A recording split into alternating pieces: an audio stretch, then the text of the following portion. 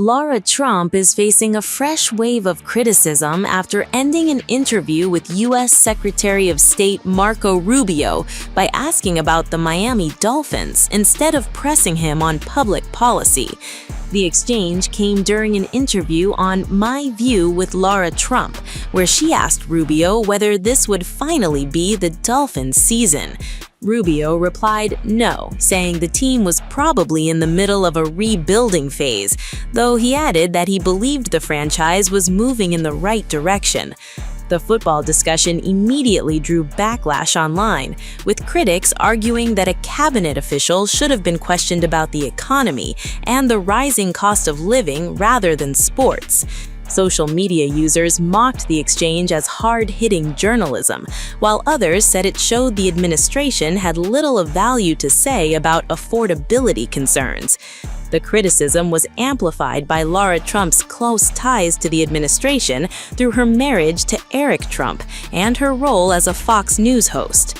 The reaction comes as affordability remains one of the top concerns for U.S. voters heading into the November midterm elections. Reports indicate that American households struggle to cover basic necessities, and inflation remains above the Federal Reserve's target. The Trump administration has argued that the affordability crisis was created under former U.S. President Joe Biden, but the controversy over Lara Trump's interview suggests that many critics want sharper answers on the economy, not a conversation about the Miami Dolphins. The criticism of Lara Trump's interview wasn't the only political storm surrounding the Trump family this week. Donald Trump himself was also making headlines for publicly turning on one of his closest allies. And I was disappointed with Jeanine Pirro, really disappointed with Jeanine Pirro. She folded like an umbrella. And frankly, I think she choked because the judge was really vicious. Instead of going after the people that did it, the judge went after her and went after her department. And I guess she choked. And people get away with things, and it's a disgrace. But we're very proud of Lafayette Park. Now we have a big decision to make. Donald Trump has turned on one of his most loyal allies. After reports emerged that he privately discussed removing Jeanine Pirro, the president publicly blasted the U.S. attorney during a presser, intensifying questions over her future. And I was disappointed with Jeanine Pirro, really disappointed with Jeanine Pirro. She folded like an umbrella, and people get away with things, and it's a disgrace. But we're very proud of Lafayette Park. Now we have a big decision to make. Do we take the pavers that are red, the red brick pavers, and do we change them into a granite? It's a gray granite, they're beautiful, but they're not the original. According to CNN, Trump considered ousting Jeanine Pirro as the U.S. Attorney for the District of Columbia after her office contradicted his claim that the damage to the Lincoln Memorial reflecting pool was caused by vandals. We essentially use a very high-grade swimming pool type material, which was my idea. I was very proud of that idea. And by the way, I didn't know the contractor. Everyone said the contractor. I didn't know the contractor. But when it was completed, it was perfect. The latest twist came after Trump met Pirro at the White House alongside Interior Secretary Doug Burgum. Multiple sources told CNN that despite mounting speculation, Pirro was not fired during the meeting. She also did not offer her resignation, but behind closed doors, the mood was reportedly tense. According to people familiar with Trump's thinking, the president had spent days fuming over the reflecting pool case. One source told CNN he had been furious with Pirro after the Justice Department concluded the damage was linked to a flawed renovation project, not vandalism. But these monuments look better than they did when they were originally built. Not just a little fix-up. We made them the way they were, plus. And everyone's so proud. The biggest, one of the bigger jobs was, not really the biggest, believe it or not, but one of the biggest was the reflecting pool.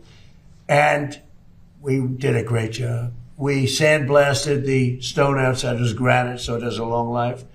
We did a great job. We got very expensive material to put on top of the surface that always leaked because it was stone. It was a stone surface. always late. And we put it on, and it was beautiful. Now, we have photographs or tapes, like moving cameras, right? We have them where people are on the side cutting it with a box knife. So now I'm not saying I was 100% thrilled with the contractor, but the contractor was rushing. We wanted to get it open for July 4th, and we got it done. But in addition, there was vandalism. That conclusion directly clashed with Trump's repeated public claims. The U.S. president took his frustration in public, telling reporters that Pirro had choked over the case, delivering one of his sharpest criticisms yet of a longtime political ally. It looked beautiful. And then they cut it, and they vandalized. And we weren't necessarily thrilled with the contractor, but they did a job, and they were fixing any problems. But then it got carried away because the judge was extremely unfriendly to Janine. And frankly, I think she choked because the judge was really vicious. Instead of going after the people that did it, the judge went after her and went after her department. And I guess she choked. The controversy began after Pirro's office dropped its criminal case against a three-time Olympian who had been accused of damaging the reflecting pool. Prosecutors abandoned the case after determining that the condition of the pool was not the result of criminal vandalism. Instead, the Justice Department concluded the problem stemmed from a botched renovation. That decision didn't just contradict Trump's narrative, it also exposed divisions within his own administration. But this unchecked vandalism and civil disorder turns into criminal behavior, and that's why we're here today.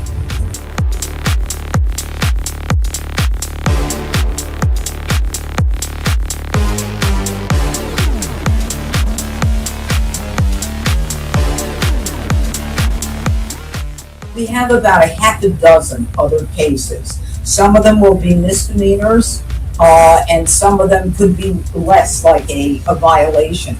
But we're reviewing every case based upon the evidence and reviewing all of the reports. Donald Trump has publicly turned on one of his longtime allies.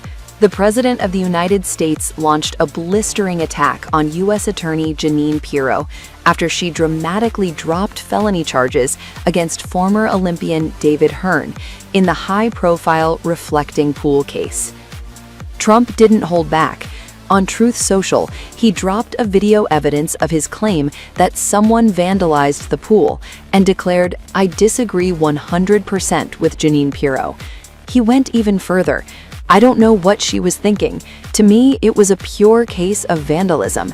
And despite acknowledging there may have been some contractor difficulty, Trump insisted the major damage was caused by vandals. The clash erupted after Pirro's office made a stunning U-turn in one of the administration's most closely watched prosecutions. Just weeks earlier, Pirro had stood before reporters announcing felony vandalism charges against 67-year-old former Olympian David Hearn. The U.S. attorney accused Hearn of damaging the newly renovated reflecting pool outside the Lincoln Memorial, calling the site sacred government property.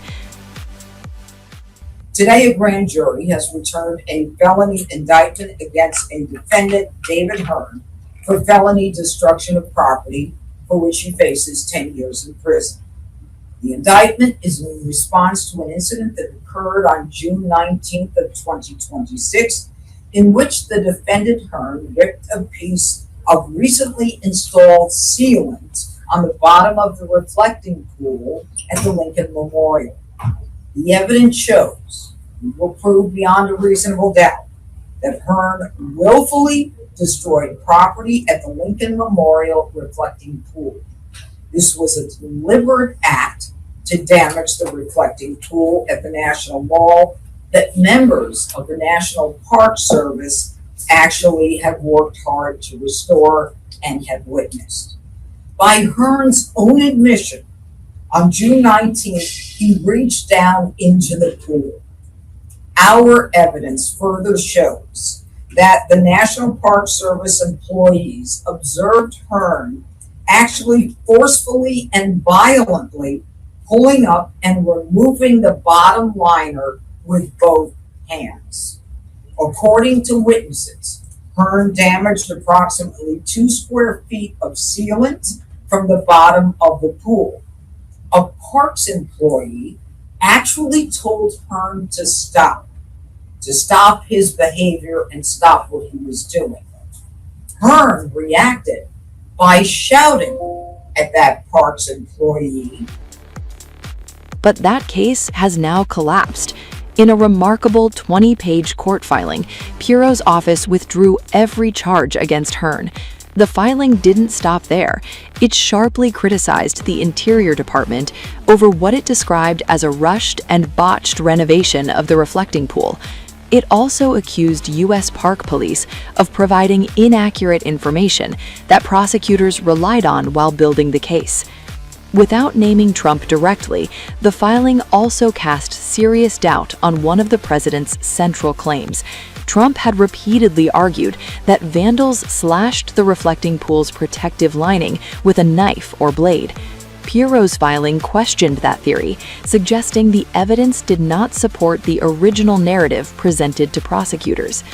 Much of the criticism instead focused on Interior Secretary Doug Burgum, whose department oversaw the no-bid contract used to renovate the reflecting pool. Burgum also pushed back. In his own social media statement, he said the Interior Department had provided prosecutors with expert analysis, eyewitness testimony, and every piece of evidence requested regarding the damage at the pool. The latest twist follows earlier questions surrounding the case. The reflecting pool controversy had already intensified after claims that a contractor's own website appeared to contradict the government's vandalism theory involving former Olympic canoeist